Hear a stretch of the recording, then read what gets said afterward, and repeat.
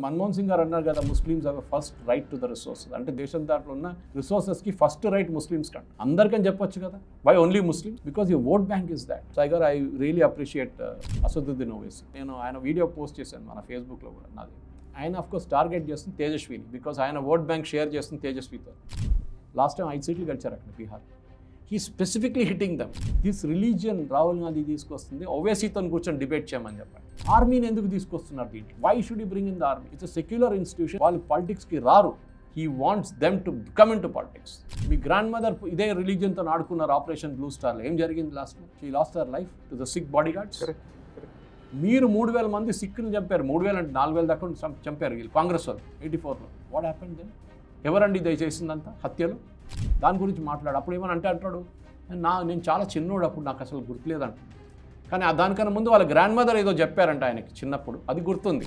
మీరు ఢిల్లీకి వెళ్ళండి, లేకుంటే లుధియానాకి వెళ్ళండి, మీరు గుజరాత్లో కూడా Ahmedabad, any of this place, they are all be ఒక బిజినెస్ చేసేటోళ్ళు ఉంటారు వాళ్ళందరూ. దే బ్లడ్లో ఉంది అది. మీరు అక్కడ వెళ్ళి మీరు ఈ జాట ఆ జాట, ఈ క్యారెక్టర్ ఆ క్యారెక్టరా, ఎందుకు ఇదంతా? వాళ్ళు ఎంతోమందికి ఉద్యోగం ఇస్తున్నారు, అది అడగండి మీరు. దాంట్లో కూడా అడుగుతారా ఎస్సీ ఉన్నారా ఎస్టీ ఉన్నారా అని? మీకేంటంటే మీకు ఆ ఓట్లు రావట్లేదు.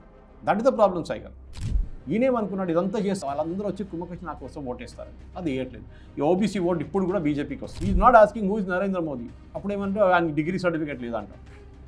ఇది ఈయన డిగ్రీ సర్టిఫికేట్ చేసుకొని తిరుగుతున్నట్ట. సెయింట్ స్టీఫెన్స్ కాలేజ్లో జాయిన్ చేసిన స్పోర్ట్స్ కోటాల రాహుల్ గాంధీని తెలుసా మీకు? సైకిల్ ఏ గేమ్ ఆడారండి నేషనల్ లెవెల్లో? నేను ఇవాళగా చూడలేదు. కొంతమంది అన్నారు పాకెట్ బిలియర్డ్స్ ఉండొచ్చు. ఎందుకంటే ఆయన అసలు ఏ గేమ్ ఆడలేదు, కానీ నేషనల్ లెవెల్లో ఆడిన వాళ్ళకి స్పోర్ట్స్ కోటా ఉంటుంది.